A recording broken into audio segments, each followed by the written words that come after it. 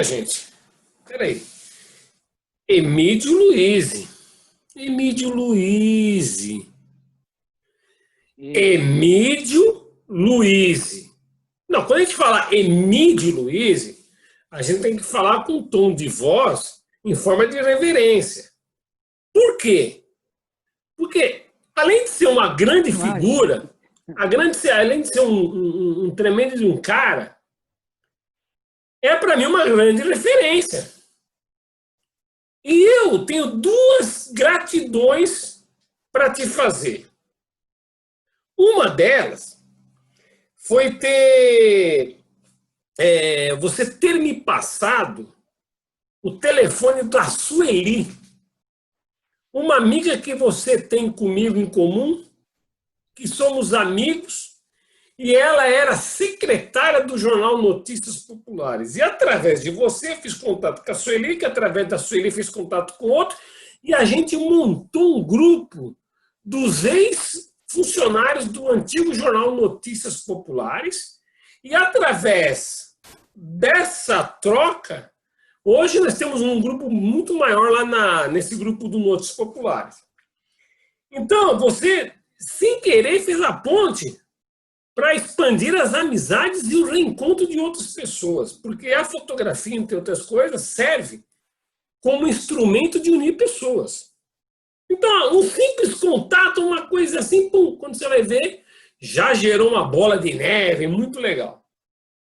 A segunda gratidão, que me deixou até meio emocionado, foi quando você me convidou para ir na Fotograma Estudos de Fotografia, esse projeto que você tem de falar de fotografia, com um grupo aí de pessoas que são fotógrafos amadores, meio misturados com profissional, meio poetas, meio que um sarau, um balaio de coisas legais da cultura, que vocês se reúnem numa, sei lá, se é uma confraria, um grupo de estudo, eu não sei. Eu só sei que você me chamou lá, eu fui lá, e até uma poesia fizeram para mim no dia. Eu fiquei assim até emocionado. Falei, caramba, é muita água pro meu cantil. Mas, enfim, por isso que eu sou grato a você, Mídio Luiz. Mas mas não, isso é completando aqui. E quando eu falo, não, tem que falar em tom de reverência, não é em tom de brincadeira. Porque, Emílio Luiz, eu vou te contar uma história. Quando eu comecei na profissão de fotógrafo, repórter fotográfico, indo para o jornal, fazendo alguns shows, tinha duas figuras lá que, quando eu encontrava, era figura carimbada, fotografando algum show, algum espetáculo, que era Emílio Luiz e Jorge Rosenberg. Esses dois estavam sempre figurinha carimbada em algum show aí. E eu vi esses caras fotografando, eu ficava, ai caramba, os caras já têm currículo aí de fazer show, espetáculo, ficar do lado desses caras aí só para ver como é que é. Porque para mim que fazia muita foto de periferia, defunto, morto, presunto, quando eu entrava nessas áreas aí um pouco mais intelectual da imagem, eu tinha que me esforçar duplamente. E para não passar vergonha, eu mostrava autoridade no assunto, ficando lá de vocês e olhando. Não sei se você lembra disso, porque são tanta gente, mas eu ficava de olho em vocês dois. sim. Não, eu lembro muito bem, Zé. Inclusive em vários festivais. Eu me lembro no Free Jazz, festivais que tinham no AMB, festivais de música que você participava, eu me lembro exatamente. Era uma turma, como você disse, realmente, que praticamente, quer dizer, o fotojornalismo antigamente tinha muito isso. Eram grupos de pessoas que se gostavam, se respeitavam e se ajudavam. Não? Acho que isso era uma tônica realmente, né?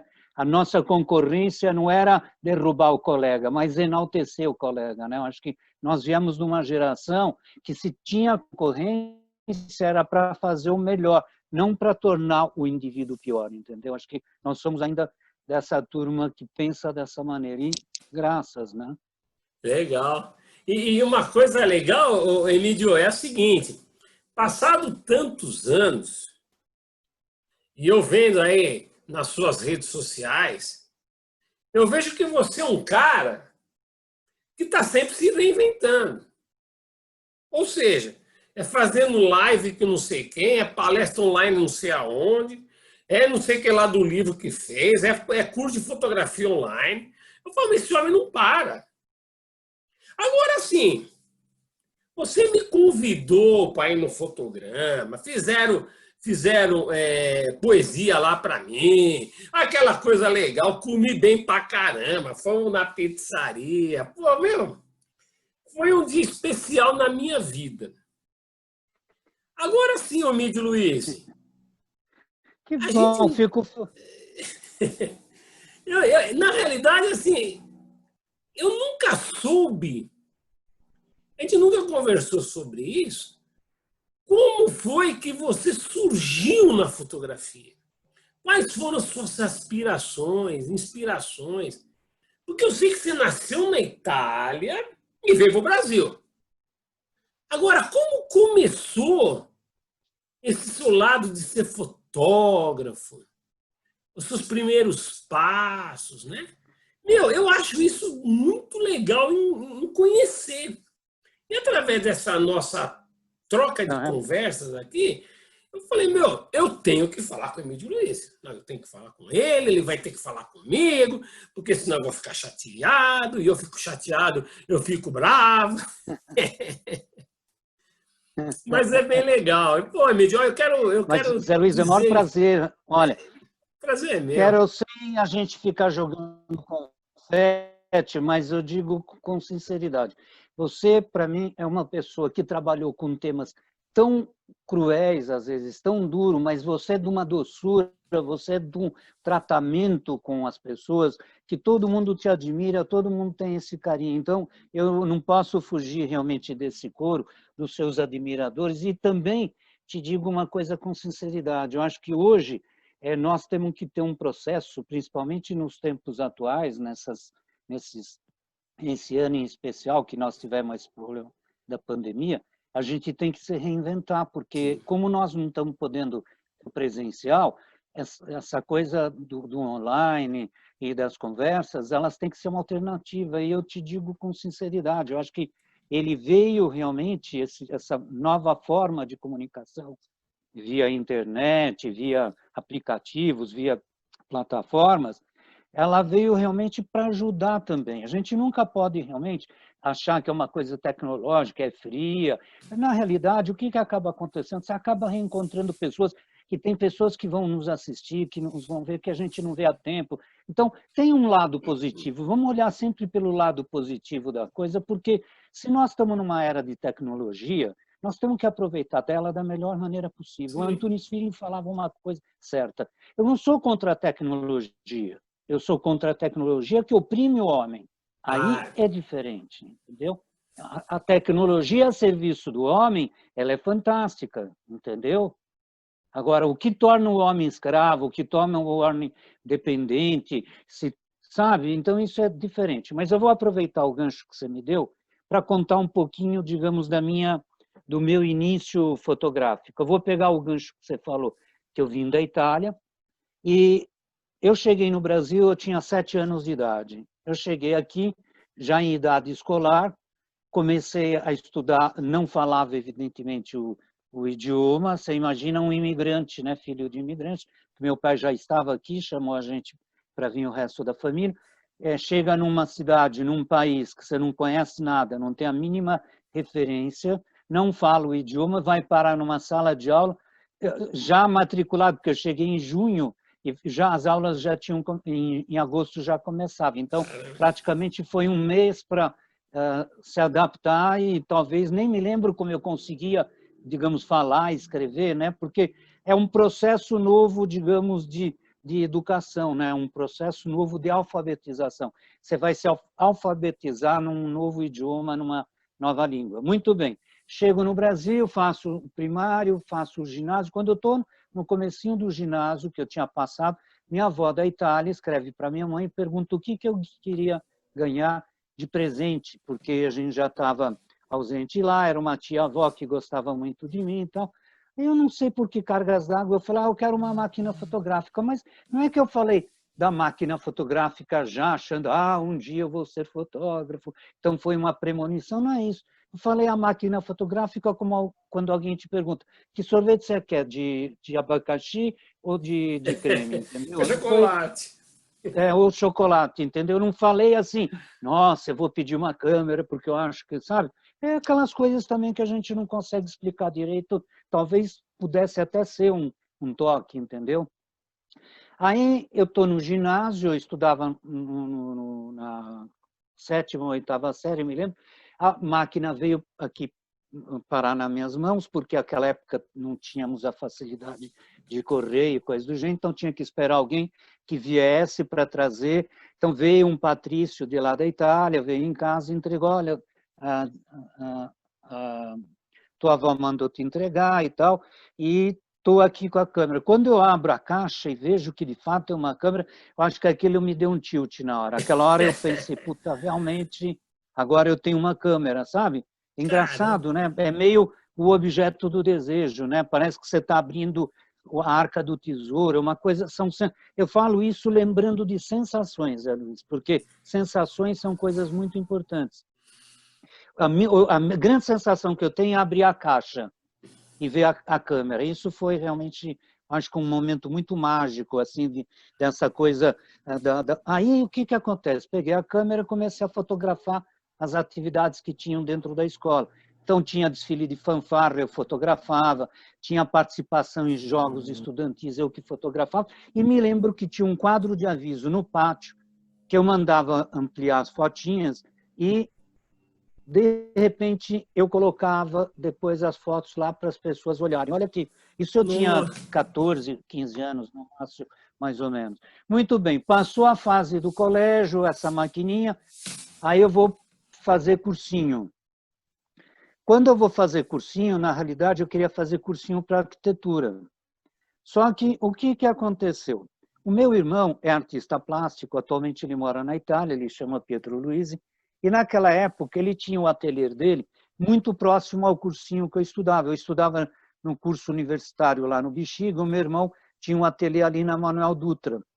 E no ateliê dele, ele era pintor, né? Ele era artista plástico, mas ele fazia figurino, ele fazia cenário, fazia adereços para espetáculo. Então, o que acontecia? Eu ficava muito mais no ateliê dele do que no cursinho. O que aconteceu? Eu não entrei para a faculdade de arquitetura. E depois de um ano, eu acabei fazendo de novo cursinho e entrei em matemática. E nesse ínterim, então, eu seguia muito o meu irmão, porque ele ia nos espetáculos para ele poder fazer os trabalhos dele de cenógrafo, essas coisas, e eu ia seguindo ele. E ele me deu uma câmera de presente. Já era uma câmera um pouco, evidentemente, uma, digamos, semiprofissional. E eu comecei a fotografar os primeiros espetáculos no final da década de 60, 69, 70 mais ou menos, foi quando ele foi para a Europa. E aí, em 71, surge o Balé Estágio, que agora vai completar 50 anos, e eu completo os 50 anos junto com eles, porque eles foram o primeiro grupo de balé assim que eu comecei a fotografar e sigo eles até hoje. A gente tem uma relação muito legal de amizade e de profissionalismo. Depois, na década de 70 ainda, em 75, eu já terminei a faculdade, porque eu me formei em matemática, como eu te disse, eu comecei a dar aula. Só que quem se formava em matemática, naquela época, você podia dar direito, te dava direito a dar matemática, física e educação artística, porque tinha o geométrico, porque você se formava em desenho geométrico, matemática e física. E o desenho geométrico, você fazia uma especialização, você dava educação artística. E aí, nas aulas de educação artística, eu já estava introduzindo a ideia do projeto fotográfico, assim, para se fazer. O que acontece? Eu tinha para apresentar na faculdade, quando você termina, porque todo o curso de magistério, você tem que ter prática de ensino e tem que apresentar um projeto, tipo um TCC, que hoje a moçada faz. E eu queria apresentar um projeto em que eu pudesse ligar a matemática com a fotografia, porque eu queria pegar esse lado lógico da matemática com o lado lúdico, perdão, o lado lógico da matemática com o lado lúdico da fotografia, entendeu? Então, eu queria misturar. Eu apresentei esse projeto para a diretora onde eu estava fazendo o estágio, na prática de ensino. Ela achou que era uma coisa muito absurda, porque o diretor da escola não ia achar legal, porque no final do ano eles faziam uma festinha e era um projeto que não interessava e tá. E no fim, depois eu acabei fazendo esse projeto numa escola que eu dei aula logo que eu me formei, que era um jogo de xadrez com pessoas humanas. Então, se juntou a coisa da história, a coisa do raciocínio, a coisa do lúdico. Então, foi uma partida de xadrez num parque público aqui em São Paulo, onde se jogou de fato. Então, tinha o rei, tinha o peão, tinha a torre, tinha o cavalo. E a minha ideia era muito essa coisa, o que acontecia quando o peão encontrava com a rainha? Que gestual que ele teria? O que ele vai conversar com a rainha? E quando chega o cavalo que derruba o bispo, entendeu? Então, todo esse lado, digamos, lógico que tinha no xadrez, eu queria transformar isso como uma representação teatral, justamente já com um pouco dessa minha influência do começo da década do teatro e da dança, entendeu? Só que eu, como te falei, não consegui fazer nessa escola que eu dava a prática de ensino e acabei fazendo numa outra escola já com um grupo de adolescentes, com pessoas que já tinham uma faixa etária de 17, 18 anos. Muito bem. Então, isso eu digo, esse é o meu primeiro projeto fotográfico com a ideia do ensaio, né? Do ensaio sobre um determinado tema. Em 77, 78, eu começo a fotografar o Antunes Filho, quando ele estreia Macunaíma. Então, mas só um parênteses. Como é que foi o seu primeiro contato com Antunes Filho, esse grande diretor? Foi a coisa mais incrível do mundo. Foi bom você me perguntar, que eu ia esquecer de falar isso. Eu fui fotografar Macunaíma porque, na realidade, eu tinha uma amiga que trabalhava no elenco e ela me chamou para fotografar. Tá. Eu fotografei, depois eu fotografei outros espetáculos, mas até então eu não conhecia o Antunes Filho. Em 81, eu fiz uma exposição no MIS que se chamava Palco. E um assistente dele foi na exposição e viu que tinha umas fotos do Macunaíma e de outros espetáculos do Antunes e me falou, olha, eu gostei muito do trabalho, eu queria te apresentar para o Antunes. Você tem interesse? Eu falei, lógico, puxa vida, vai ser uma grande oportunidade para mim. Aí eu me lembro nitidamente que a gente marcou um dia e eu fui lá no CPT, que é no Sesc, na Consolação. E eu entrei na sala onde ele faz os ensaios. Você sabe um pouco como o Antunes era, né? Todo mundo tinha um pouco de receio, porque... Mas é um excelente, né? Hoje, se eu for falar, assim, realmente eu demoraria horas e horas falando sobre o trabalho dele. Mas eu vou resumir só esse meu começo. Aí o Arciso falou assim para ele, Arciso Andreoni, esse meu amigo, infelizmente já falecido, falou assim, o Antunes, esse é o Emílio, o fotógrafo que eu te falei. Ele falou, o que é? Quem ele quer aqui? O que você trouxe ele aqui? O que ele quer?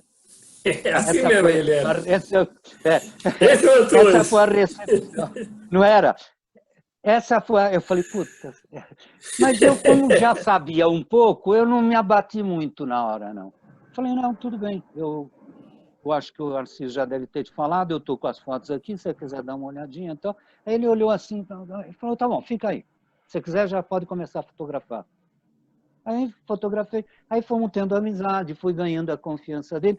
E no fim, agora ele faleceu ano passado, eu acabei, inclusive, tive a grande felicidade de ter feito um livro, né? Ele ainda em vida. Eu vou mostrar aqui para você. Depois a gente mostra para o pessoal esses... Tá vendo esse livro aqui, ó? Ah, ele você tem, eu te dei o livro, perfeito. Autografado, meu! E aí, ô Zé Luiz, esse livro eu ganhei a PCA, Associação Paulista de Críticos, maravilha, que ótimo. Ó, que... Ganhei o prêmio APCA, que é a Associação Paulista dos Críticos de Arte, com o livro. E realmente foi um trabalho assim que me deu uma grande alegria, porque todo mundo falava, o Antunes é difícil, é um cara complicado, mas eu sempre dizia para os atores, olha, se você só tirar o lado bom da história, você vai ficar com a essência, você vai ficar com o néctar do que é um diretor de teatro. Esquece, porque quando ele dá bronca, quando ele te fala alguma coisa, ele quer o teu bem. O Antônio sempre dizia, quando você entrar aqui no CPT, você não vai entrar aqui para ganhar aplauso, você vai entrar aqui para ser artista. E para ser artista, você tem que ter privações. Se não tiver privações, você não vai ser. Você vai ser simplesmente o atorzinho que depois vai jantar com o teu grupinho, ficar se exibindo, vai fazer novela, porque ele encheu o saco realmente dos atores que dizia que fazia teatro para depois ir trabalhar na Globo, fazer novela das 8, ficar famoso e comprar eletrodoméstico. Entendeu? Mas Então, esse ensinamento do Antunes aí, ele não serve só para a área das artes cênicas, do não, teatro, ele serve para qualquer área, né? é para a vida. O Para a Antunes falava vida. O Antunes me gravou muitas coisas interessantes, muitas frases dele que eu guardo. Ele dizia assim: eu não formo atores, eu formo pessoas. Eu formo gente. Então, isso que é o importante. Acho que o fundamental, e que hoje a gente acaba vendo que também não tem muito essa preocupação, todo mundo com esse imediatismo que a gente tem das Sim. redes sociais, o cara faz a fotinho, já quer publicar, quer ver quantos likes teve, quanto não sei o quê. Não, o dele tinha que ter consistência. É a coisa realmente do indivíduo que tem dentro de si fundamentos, que tem bagagem, entendeu? Porque a hora que você tem realmente esses fundamentos, ninguém te tira. Ele sempre dizia assim, conhecimento, ninguém tira. O cara pode tirar as calças, pode tirar a roupa, pode tirar o carro, pode tirar a tua casa, mas conhecimento, ninguém tira de você.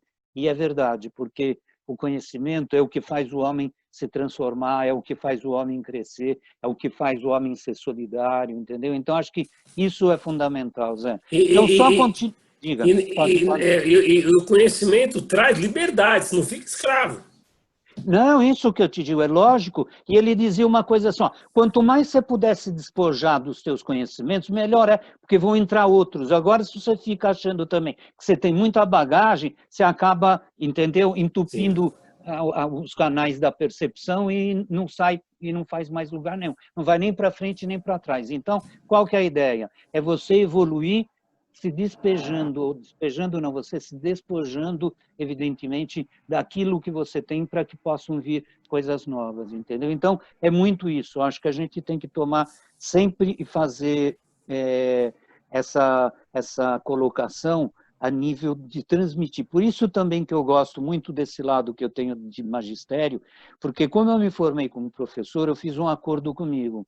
Falei, olha, eu vou deixar de dar aula de matemática, porque realmente, como eu te falei, me frustrou um pouco no aspecto daquilo que eu imaginava e daquilo que realmente era a realidade. Então eu disse, eu vou ser professor usando a fotografia, que é a minha profissão agora, né? Quando eu me assumi como fotógrafo, realmente, eu disse, essa é a minha profissão, mas eu vou dar aula, porque eu quero passar para as pessoas aquilo que a gente aprendeu, aquilo que a gente conhece e aquilo que a gente vai transmitir, entendeu? Tanto que, só pegando o gancho ainda um pouco na cronologia dos meus trabalhos, eu me senti fotógrafo, José Luiz, principalmente fotojornalista, quando eu publiquei essa foto aqui no Jornal da Tarde. Isso é a capa de um DVD, de um documentário, que depois também eu passo a foto para a gente publicar. Deu uma capa que foi um estouro de uma adutora da Sabesp na freguesia do Ó, e eu estava dentro do ônibus com a câmera, aquela época, 1975, você andava com a câmera tranquilamente, numa boa. E eu tinha ido na casa da minha mãe almoçar e estava indo para a aula. Eu estudava no SENAC, na Avenida Tiradentes, que era um curso profissionalizante que tinha. E, de repente, nós estamos saindo ali da freguesia do Ó para entrar ali na ponte da freguesia, na Marginal, estourou uma adutora na frente do ônibus, mas não é um caninho, é uma adutora que fez uma cratera na rua. E, instintivamente, com a câmera pendurada que eu estava a tirar a copa, de dentro do ônibus eu comecei a fazer toda a sequência. Quando o motorista viu, ele olhou para mim e falou assim, escuta, você quer que eu pare o ônibus para você descer e fazer as fotos? Eu falei, pô, que maravilha. O senhor me espera? Ele falou, eu te espero. Aí Puta eu cara! desci, Que maravilha, isso é um momento, por isso que eu te digo, eu uso até isso daí como um pouco de simbologia no sentido do Porra, estouro, né? total. O estouro no sentido de me dar essa clarividência de ser fotógrafo, mesmo fotojornalista e tal, e o estouro realmente da adutora. São duas simbologias, são E, e, duas e, analogias, né, que eu faço. e tem uma terceira analogia aí também, embutida.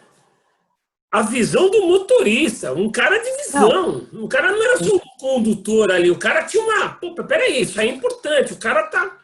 Caramba, bicho, o cara saiu do lugar comum. não, e me esperou, ele me Pô, esperou. Ele simplesmente, como a cratera interrompeu a rua, ele desviou para a direita, passamos a cratera, ele ficou lá na frente o ônibus me esperando, eu fazendo o resto das fotos. Aí eu cheguei no curso, falei com o meu professor, falei, Luiz, eu fiz umas fotos agora que eu vinha vindo e tal, do que você fez? Eu falei, estouro. E lá, tinham outros fotógrafos? Eu falei, não, só tinha eu. Ele falou, cara, então você tem que revelar, você tem que levar isso para a imprensa, porque ninguém tem essas fotos, é só você. Aí revelamos o filme rapidamente, fiz 5 ou 6 ampliações, 18 por 24, nunca me esqueço. Peguei a Tiradentes, esse mesmo ônibus, fui parar no Major Quedinho, o viaduto Major Quedinho, que você conhece, ali onde era o Estadão. Cheguei na redação do Jornal da Tarde, chamei alguém lá no balcão, a menina que era atendente, falou, olha, eu fiz umas fotos hoje de manhã, não sei se interessaria para vocês.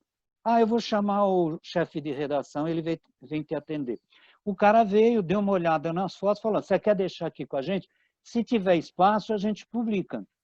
Se não tiver, a gente te devolve, se publicar, te paga, dá o crédito e tal. Mas na hora eu pensei, falei, esse cara vai dar uma fotinho desse tamanho aqui, e ali no cantinho, olha, aconteceu isso e tal.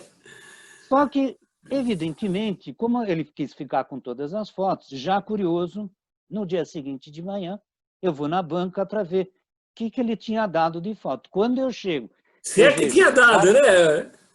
Se é que tinha dado. Quando eu chego na banca, que eu vejo a capa inteira estourada do Puta, Jornal da Tarde, lembra? Ela rasgou. estourava, ela vazava assim com as fotos. Falei, cara, eu não acredito. E ainda deu 3 internas com crédito e tudo. Então, falei, pronto. Naquele momento, eu falei, não, agora eu vou ter que ser... Minha profissão vai ser realmente fotógrafo, vai ser fotojornalista.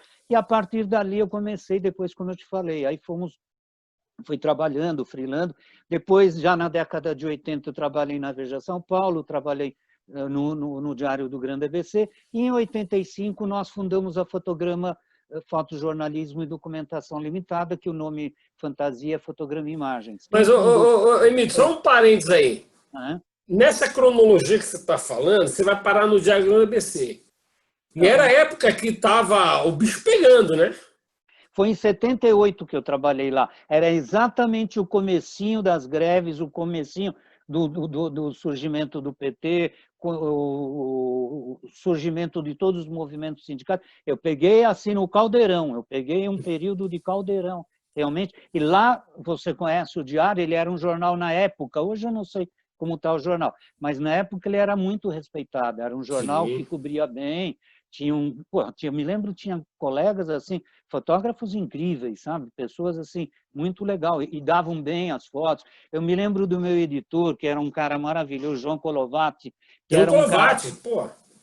cara fantástico. Ele me deu assim, sabe esses caras que te dá o empurrão? Ele me deu a maior força, ele viu que eu era novato, que estava começando, me dava umas pautas assim mais tranquilas, depois ele dava umas pesadas, depois ele falava, meu, agora te vira, vai atrás. Um dia eu me lembro que eu estava no supermercado, naquela época da remarcação dos preços, e eu estou fazendo, de lá do fundão, chega o Leão de Chácara, todo assim, né, Fortão. chega para mim e falou, meu, o que você está fazendo? Eu falei, não, cara, que eu estou aqui vendo esses preços aqui, mas você sabe que não pode fotografar dentro. Não, mas você vai ter que me dar o filme. Aí o João já tinha me falado, você sempre fica com um filme dentro da manga. Se te pedirem um filme, você encosta, você faz, tira, na hora que você tira, você deixa cair o que está dentro da manga e entrega o virgem para o cara. O truque índio. Aí eu dei o filme Virgem para o Leão e fui embora. Ei, Emílio. Não, esse filme você não vai levar. Não, esse filme eu não vou dar, só que é o filme virgem. Meu cara, eu vou levar. Não, não vai. Daí, tá bom, vai, leva. E o cara sai todo... E você, já ó. ganhei o filme. Eu cheguei na redação, falei, puta, João, obrigado, cara, pelo toque que você me deu. Puta, deu uma força, porque senão não ia ter as fotos, né? Bom, aí, como eu te falei, fundamos a Fotograma, entramos muito nesse processo também do fotojornalismo diário, a gente vendia fotos, já era inverso. Então, mas um parênteses aí. A Fotograma é o encontro de 3 fotógrafos, não é isso? Exatamente. Então, Ed vocês se Vigiani. reuniram, como é que Então, bolou foi o assim. nome, como é que Isso. foram as pessoas, como é que a energia trouxe vocês um a um? A sinergia, como foi A a sinergia. sinergia entre a gente. Muito bem. O Ed Vigiani trabalhava na Isto É. A Rosa Tá, Galditano trabalhava na Folha. Você deve sim, lembrar, porque lembro. teve uma época das meninas da Folha. Ela, a Renata Falzoni e E a a Vani Vani Stein. Stein. Isso, e tinha, tinha uma outra menina que eu esqueço o nome dela agora, que eu vou me lembrar. Mas as que eram mais antigas eram a Vani, a Renata e a Rosa. Sim. Aí, como eu trabalhava na Veja São Paulo, nós nos reunimos porque também fomos muito influenciados pela formação da F4, porque o Juca, a Nair, o Daniel, todo esse pessoal já tinha, e a F4 já era uma agência respeitada, foi ela que abriu as portas, foi a F4 que realmente reivindicou tabela de preço, que reivindicou crédito e tal. Então, eles nos influenciaram bastante a formar, tanto que se formou a Angular, com o Bitar, né? Com Marcos Rosa, e depois nós formamos a Fotograma. Então, nós fomos assim, na sequência, digamos, cronológica, nós fomos a terceira agência aqui em São Paulo. Foi primeiro a F4, depois a Angular e depois a Fotograma. Então, o que aconteceu? Cada um era funcionário, cada um trabalhava fixo num lugar, carteira assinada, tudo. E a gente falou, ó, não vamos mais trabalhar como funciona, vamos fazer os nossos projetos. E aí nós nos reunimos e fundamos a Fotograma. Ficamos até o final da década de 90 e quase comecinho dos anos 2000. Aí o Ed saiu, a Rosa saiu também, depois entrou o Jorge Rosenberg, que também foi nosso sócio, né? E depois cada um fez carreira solo, tanto que hoje cada um tem o seu trabalho, e são fotógrafos, você conhece muito bem, são fotógrafos excelentes, cada um com o seu trabalho. E aí eu fiquei o único sócio, digamos, dos fundadores com a Fotograma e segui. E mudei um pouco a estrutura da Fotograma, né? Essa coisa só do fotojornalismo, a gente fazia muita coisa, mas não tinha retorno financeiro, tinha que pagar aluguel, tinha que fazer uma série de coisas. Aí eu comecei a pensar muito em projetos fotográficos. Foi a partir daí que eu fiz algumas curadorias de exposições e livros. E aí eu comecei a entrar nessa área de etnofotografia, que é, digamos, o estudo de determinadas etnias dentro do seu contexto, aonde ele mora, onde ele trabalha, quais são os elementos de lazer, toda uma coisa um pouco mais ampla. Isso surgiu porque eu, na década de 80, fui assistente de um fotógrafo italiano que veio aqui para o Brasil, chamado Sandro Spini, e o Sandro tinha essa metodologia já da etnofotografia que ele desenvolveu na Itália e levou para outros países. E um dos países que ele veio introduzir essa metodologia foi aqui. Como eu falava italiano e os patrocinadores eram o Instituto Italiano de Cultura e o MISA aqui de São Paulo, eu me tornei assistente dele por falar, enfim, ter uma certa afinidade com o tema. Identificou-se. Isso. E aí, feito isso com o Sandro, o projeto era sobre o bairro do Bexiga, eu comecei a observar que no Bexiga, tudo que eu fotografava na casa das pessoas, o lazer, as atividades industriais, nas atividades artesanais, tinha muito a ver com a minha infância, porque o que eu via de móveis, de roupas, de baús, dessas coisas, eu falei, porra, é incrível como é tão parecido com aquilo que eu tenho em casa, quando nós chegamos, que meu pai, quando nós alugamos a casa e a gente foi parar, acabou o projeto, eu montei a exposição, depois circulou, foi para o Salão da Fuji lá no Bexiga, depois foi para o Museu da Imagem e do Som. Eu falei, eu vou fazer um trabalho agora pessoal. Eu peguei esse gancho da fotografia etnofotográfica do Então, Sandro. só um parênteses aí. O que você fez naquela época, a gente pode fazer um comparativo com os dias de hoje, com esses reality show, porque esses reality show a pessoa fica na intimidade das casas, né? Você participava da intimidade das casas, assim, tipo, horário para Olha chegar, que horário para engraçado, sair? Zé Luiz, Luiz, olha que maravilha, você está me falando uma coisa agora, eu nunca tinha feito essa analogia. Mas então eu acho que os meus projetos etnofotográficos são os precursores dos reality show, porque Pô, o que acontecia? O grupo que eu, digamos, organizava e dirigia, a gente entrava na intimidade, porque a gente entrava na casa das pessoas, a gente entrava no local de trabalho, a gente entrava no lazer, a gente entrava na religiosidade. Então, meio que a gente compartilhava disso, porque isso depois se tornava um projeto de exposição e um projeto de livro. E quem me patrocinou todos esses projetos foi a Caixa Econômica, inclusive o Conjunto Cultural da Caixa, que hoje tem na Praça da Sé, foi graças aos projetos que eu fiz, foram os primeiros projetos, entendeu? Que não existia a galeria lá, existia o Museu da Caixa, mas não existia a galeria. E o Conjunto Cultural da Caixa, ele surgiu em função desses projetos, porque o que aconteceu? Quando eu deixei o trabalho do Bexiga, eu comecei a desenvolver um trabalho sobre os bairros onde a imigração italiana tinha se instalado em São Paulo. Então, eu fiz entendi. Brás, Bexiga, Moca, Barra Funda, esses bairros tradicionais. Só que tinha um bairro que não entrava no Ibope da imigração italiana, que era a Vila Romana, porque a Vila Romana é um subdistrito da Lapa. Só que na Vila Romana tinha muito italiano. Primeiro, pela proximidade aqui da Pompeia com as indústrias Matarazzo, que eram realmente praticamente 80% dos funcionários eram imigrantes, né? Que o Matarazzo fazia assim, vamos dizer, uma certa benevolência de contratar os conterrâneos. Depois tinha a União Fraterna, ali na Sim. Guaicuru. Então, a Vila Romana era muito... E ela não entrava no Ibope nenhum. Aí eu fui estudar... E mesmo com nome, né, romana, né? Agora, olha que interessante, Zé Luiz. Todos esses bairros que a imigração é forte, o Bexiga tem a Santa, a Quiropita, a Sim. Moca tem San Genaro, o Brás tem San Vito, e assim por diante. O que aconteceu? Como na Vila Romana não teve uma igreja com um santo que os imigrantes trouxeram, a comunidade não se agregou.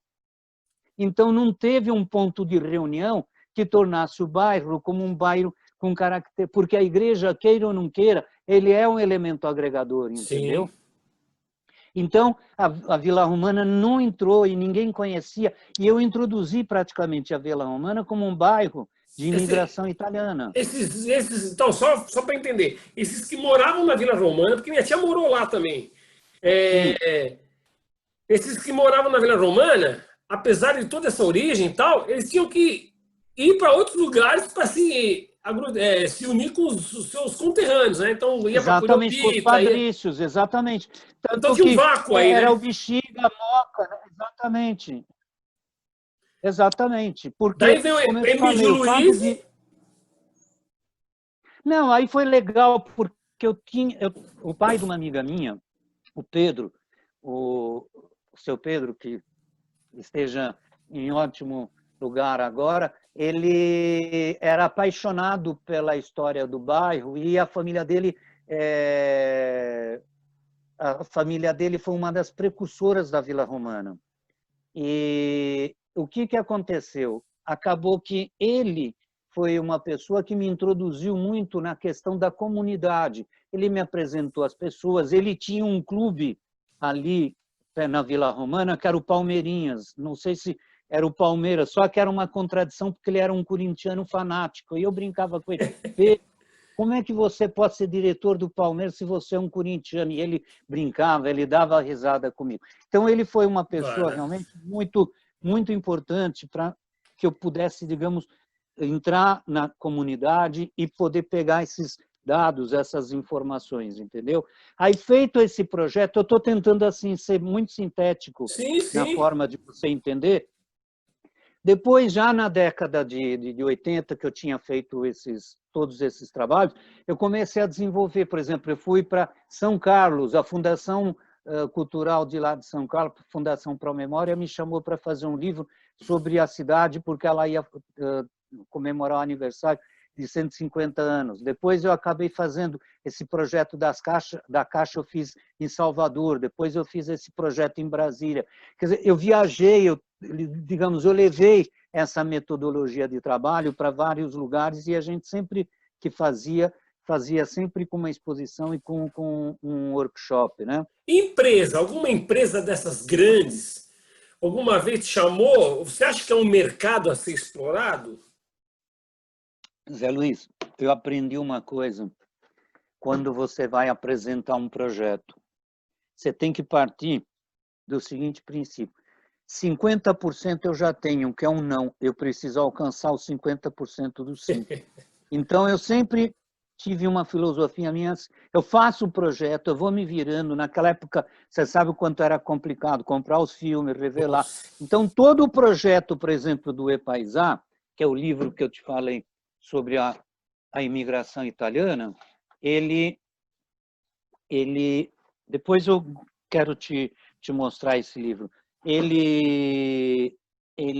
Eu fiz ele inteirinho, sem nenhum patrocínio. Eu comecei ele em 82 e publiquei ele em 97. Ou seja, eu fiz 15 anos de pesquisa e de trabalho às minhas custas. Foi quando eu apresentei para a Caixa Econômica, que aí eles viram o projeto, gostaram, e esse projeto deu assim um retorno para eles muito forte, deu um retorno de mídia, um retorno de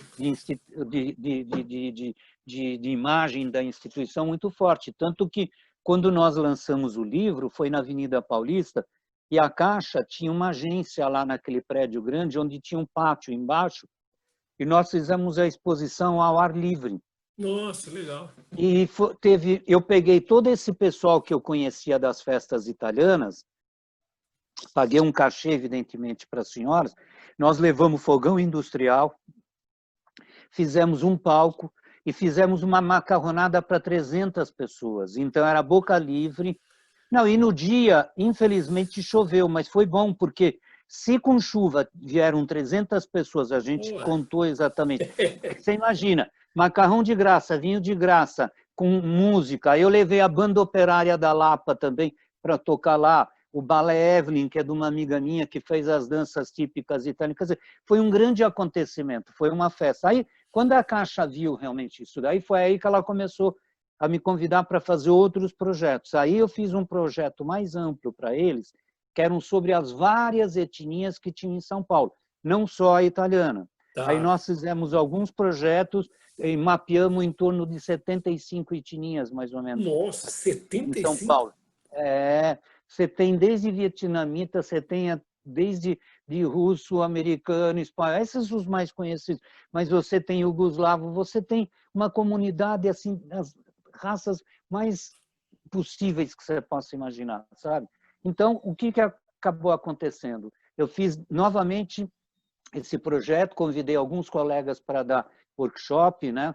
A Falzone eu convidei, o Jorge Araújo, o Paulo Jandalha, o Edu Garcia, eu convidei várias pessoas realmente para dar o workshop e cada 2 meses a gente fazia esse workshop, selecionava o material, fazia uma exposição e publicava um livro. E eram convidadas as pessoas e tudo que tinha típico dentro do bairro, por exemplo, grupos de música, grupos de folclore, a gente levava no dia da abertura, eles se apresentavam. Então, foram eventos muito interessantes. Então, digamos, a minha trajetória nessa área etnofotográfica rendeu e, graças, continuam rendendo alguns projetos e eu pretendo sempre dar continuidade realmente nos meus trabalhos. Mas, pode Emílio, falar. Então quer dizer que aquele professor de matemática que tinha aquela ideia de fazer uma coisa, unir a matemática com a parte lúdica, e o cara falou, não, aqui não vai fazer, não sei o que lá, não sei o que lá, talvez se tivesse feito lá, já foi legal, tal. Talvez, isso é hipoteticamente, lá na frente, você colocou em prática. Não, mas é isso que eu te digo, Puta, fantástico. Tudo que a gente faz, ele vai ter um retorno uma hora. Quando você faz realmente no sentido de paixão, no sentido de você fazer pelo prazer de fazer. Eu vou contar um outro história, porque os meus projetos eles têm uma coisa interessante, depois eu fui observando. Todos eles têm uma longevidade muito grande para serem realizados e executados. Por Tá. exemplo, o livro do Itália Mia é 15 anos que eu demorei. O do Antunes, eu demorei 40 anos para fazer. 40 não, minto, 35 anos. O livro do Kazuo Ono, eu demorei 30 anos para fazer. Então, são todos projetos que eu sempre fui fazendo pelo prazer de fazer. E depois eu ia atrás e batalhava os patrocinadores, entendeu? Agora, é o que eu te digo, quando você faz um trabalho em que você sente que aquele trabalho faz parte do teu ser, da tua vida, da tua alegria, do teu conhecimento, de você passar as coisas para as pessoas, eles vão ter uma vida própria. Você fique tranquilo, mais cedo ou mais tarde. O que não pode é ficar com essa preocupação de ter a ideia de fazer para já exibir, porque quando a gente está começando como fotógrafo, a gente tem um pouco essa coisa, preciso mostrar o meu trabalho, as pessoas precisam conhecer o meu trabalho.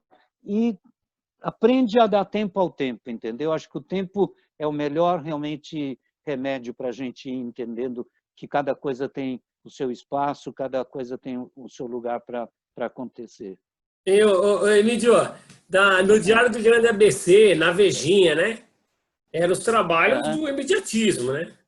Agora, os seus trabalhos pessoais pela Fotograma é um projeto de vida, né? Não é um projeto de dia, é um projeto de vida. Mas posso falar uma coisa, Zé Luiz, você vai concordar comigo. Para todo aluno que eu dou curso desses do grupo de estudo, eu sempre digo assim, para você se tornar um fotógrafo de verdade, você tem que passar pelo fotojornalismo. Se você não passar pelo fotojornalismo, você não tem a visão geral do que é a fotografia, não é verdade? Porque no fotojornalismo, você tem que aprender a fazer tudo, não é? Você tem que aprender a fazer boneco, você tem que aprender a fazer desgraça, você tem que aprender a fazer casamentos, você tem que aprender a fazer greve, você tem que aprender tudo. E não tem essa história, não pode ter buraco. Você tem que se virar. Se tem uma foto para a primeira página, você não traz e o concorrente traz, você sabe o que acontecia, né? Então, eu acho que o fotojornalismo te dá muito esse ímpeto. E depois que você vê que você já passou pelo tempo do fotojornalismo, no sentido do imediatismo, aí você faz uma coisa mais elaborada, você faz uma coisa mais estudada. Então, eu acho que eu fiz muito isso. Comecei pelo fotojornalismo, segui, passei por algumas redações, freelei bastante lugar, depois teve uma época que eu fiz muito trabalho para Ícaro, que era aquela revista de bordo. De avião, de bordo. Então, eu viajei para vários países, graças ao Moraes, que era o editor, um cara maravilhoso.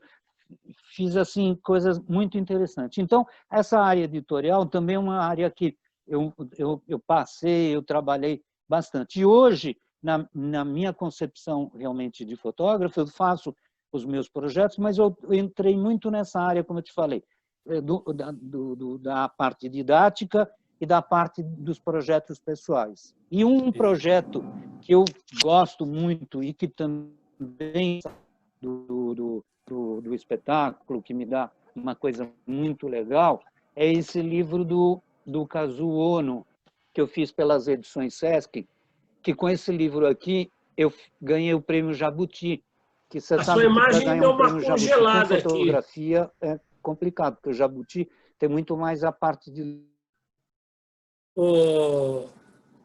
Emílio, a sua imagem deu uma congelada.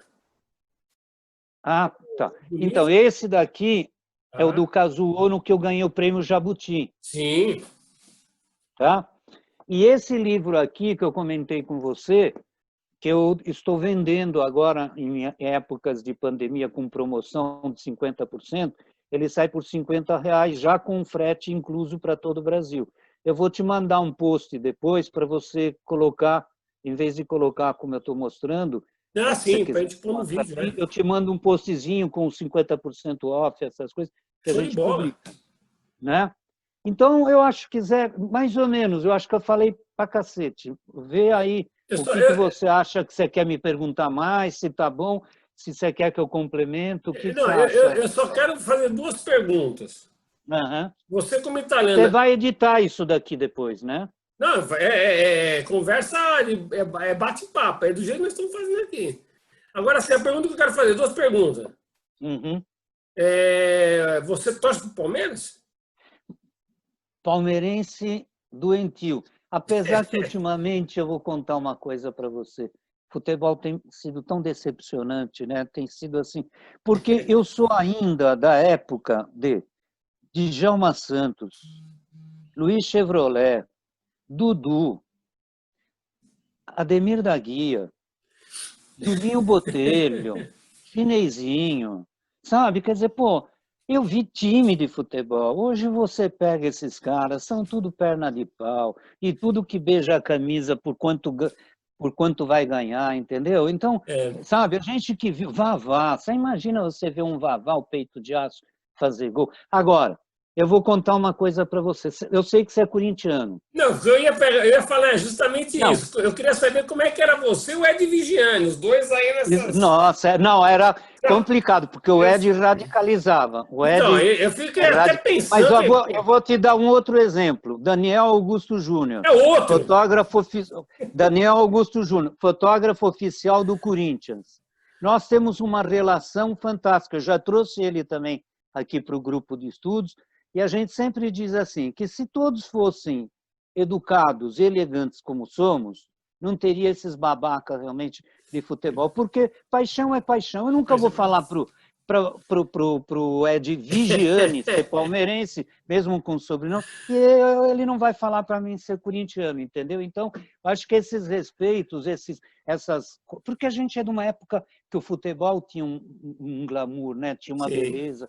Não, por exemplo, eu sempre brinco, eu nunca torci para o Santos, mas tenho um irmão que, dentre os 4 irmãos, é santista.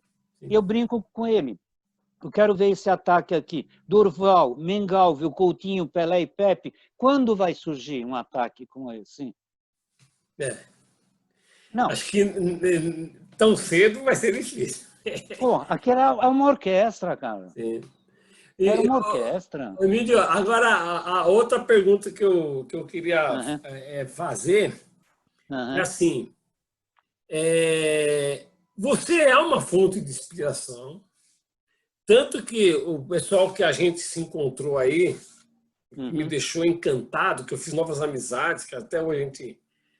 Você é realmente uma fonte de inspiração. E você é um cara que está se provocando, está sempre fazendo, tá. Em tempos de tanta tristeza que a gente vê hoje, tal, eu nunca vi você negativo, sempre vi você olhando para frente positivo, não sei o que, não sei o que lá. O que você dá de sugestão para uma pessoa que deseja hoje, as condições que nós estamos vivendo hoje, de mercado, de não sei o que lá, para dificuldade, obstáculo que sempre teve, que sugestão você dá para alguém, independente da área, fotografia, jornalismo, advogado, médico,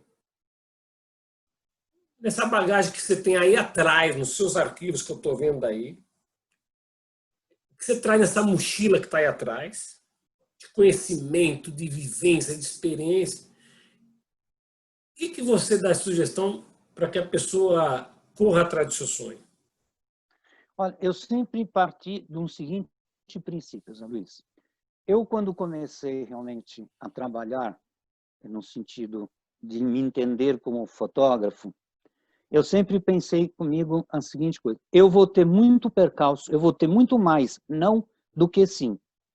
Eu tenho que correr atrás do sim, porque o sim é uma afirmativa daquilo que eu acredito. E o não é uma coisa que eu acredito. O não pode vir com uma consequência natural, mas eu acredito no sim. Então, se eu levava um projeto, ou eu falava com alguém, o cara me falava não, no momento você pode se sentir... Porque eu já tive muitos casos, não penso que, porque eu publiquei esses livros, que tudo foi um mar de rosas.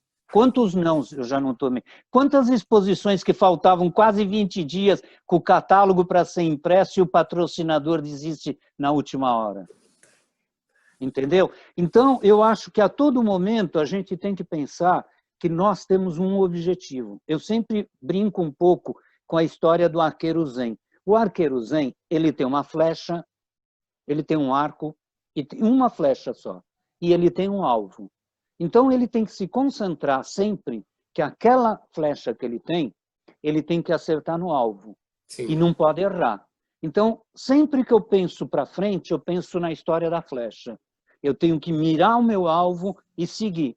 Como se eu fosse a flecha, entendeu? Então, eu sempre me vejo projetado para frente e nunca para trás. Para trás vem a força que você tem. E para frente é o impulso, entendeu? Então, eu vejo muito isso. Então, as pessoas têm que pensar que o momento que nós estamos passando hoje, a humanidade, existe uma razão, não vou te dizer lógica, nem espiritual, e nem qualquer definição que eu possa dar. Só que a humanidade, ela vive de transformações. A humanidade já teve grandes processos de transformação. Vários processos. E cada processo tem uma adaptação. Então, hoje, por exemplo, eu falo para você, essa tecnologia que nós estamos falando, né, eu não tinha domínio dela até 4 meses atrás, antes da pandemia. Eu tive que me adaptar, eu tive que estudar, eu tive que aprender e tive que, evidentemente, colocar como objetivo que é o que eu tenho que fazer. Porque se eu ficar sentado em casa, a gente é da faixa de... nesses 4 meses, eu saí 1 ou 2 vezes, uma para tomar vacina da gripe e outra, não sei o que eu fui fazer outro dia. Mas assim, eu me cuidei, eu me cuido, estou dentro realmente desse processo, mas também não estou em casa parado. O que eu aproveitei e fiz? Eu tinha os meus HDs, tipo fotos que foram escaneadas, eu comecei a organizar esses HDs, comecei a organizar as pastas, comecei a ver o meu material antigo, quer dizer, comecei a ver a consistência que a gente tem, porque o que a gente tem que pensar também, que se hoje as coisas estão estagnadas, e é lógico que é muito difícil, não é uma situação fácil, não digo para você que a gente resolve com infrações de segundo, não se resolve. Então, por exemplo, financeiramente, principalmente, por exemplo, eu tinha vários projetos. Eu tinha projeto em Poços de Caldas, eu tinha projeto no interior de São Paulo, eu tinha projeto na Bahia, eu tinha projeto em vários lugares já fechados. Só que com a pandemia desmarcou sem previsão, evidentemente, de quando acontecer. Agora, evidentemente, isso é prejuízo financeiro, né? E outra coisa, as contas vêm, independente de você, sabe? Mas qual é o meu objetivo? Eu falei, vou ter que me reinventar. O grupo de estudo, em vez de ser presencial, vou tornar online. Então, aprendi a mexer com o Zoom, começamos a trabalhar e comecei a entrevistar pessoas, comecei a dar conteúdo para eles e fomos indo. Então, eu acho que assim, a gente tem que ter sempre a questão do objetivo, é a meta, é o que eu digo. Você tem que acreditar naquilo que você faz. Quando você acredita, é consequente as coisas acontecerem. Fácil não é, mas você não pode desistir. Então, um conselho que eu daria é isso, cara. Mira para frente, para trás você só olha na força que você tem para dar um impulso para a flecha e tenta sempre que a flecha atinja o alvo. Pô, amigo, muito legal. Ó, fiquei até emocionado agora, porque né, é forte. Não, e é legal, Zé, porque eu digo para você uma coisa, o que me interessa na vida é o ser humano. O ser humano, para mim, é o elemento fundamental. E sempre digo, sem amigos a gente não é nada. Não adianta você ter carro, você ter casa, você não tiver amigo, não adianta você ter uma bela casa, uma mansão, você não tem amigo, você vai ficar fazendo o quê? Então eu digo, preservar amigos, cultivar amigos e ter amigos é uma dádiva, isso é uma dádiva. Então, ter você como amigo e a gente ter reencontrado, ter feito esse contato com a Sueli, que eu também já conheço há tempo, o Vladimir, quer dizer, todo esse pessoal, o Ebrahim Ramadan, editor do Notícias Populares, quantas vezes eu não fui na redação lá na Barão de Limeira, quer dizer, então, todo esse grupo de amigos que te é comum e que me é comum, são fantásticos, porque são pessoas do nosso convívio, pessoas do nosso dia a dia, e eles que nos dão o alimento de espírito, o alimento de alma, o alimento da energia, né? Essa junção de forças, né, dessas pessoas que nos mantém vivos. E fora aqueles amigos ocultos, né, que aparecem no meio do caminho, que nem a sua avó, trazendo, mandando a máquina fotográfica. Exatamente. E aquele motorista de ônibus também. Exato. Não, esses anjos da guarda, eu sempre digo, no meio do caminho da gente, a gente tem uns anjos, entendeu? É lógico que sempre tem os percalços, mas eu acho que os anjos, eles te ajudam muito mais, né? Os anjos estão aí, realmente, eu sempre digo, a gente tem que estar atento e forte, sabe? E entender que a vida é isso, a vida é transformação. A vida é um momento fugaz para a gente, mas esse fugaz você tem que tornar eterno. Oi, Mídio, a gente vai encerrar aqui o nosso papo. Quero te agradecer.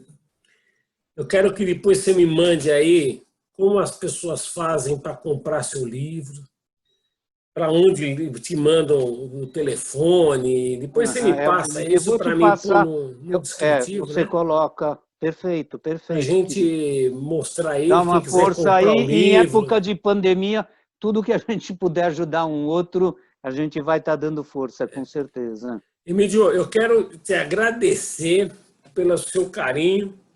Mando um beijo para aquela turma maravilhosa lá. Eu fiquei Fique encantado tranquilo, com todos eles. eu vou dar um alô para eles. Eles gostaram muito de você também. Legal. Foi uma confraternização muito legal. Foi assim, realmente um encontro prazeroso. Foi muito, muito legal. Você quer esse material até quando, Zé? Pode me mandar aí amanhã ou depois, aí eu vou preparar para subir no vídeo também. E se você tiver algumas fotos também, algumas coisas para mim, umas 10, é 12 legal. fotos, umas 10, 12 fotos, tá bom, né? Tá ótimo. E os principais livros que eu citei, a capa dos livros? A capinha, isso, a capa de cada um. Tá? Beleza. Maravilha, Zé Luiz. Grande figura. Um beijo no coração. Para você também. E quando acabar essa coisa toda aí, a gente vai tomar um café. Tomar um vinho. Você vem para cá para a gente comer uma pizza e tomar um vinho. Obrigado, querido. Beijão. Beijo. Fique em paz aí. Obrigado.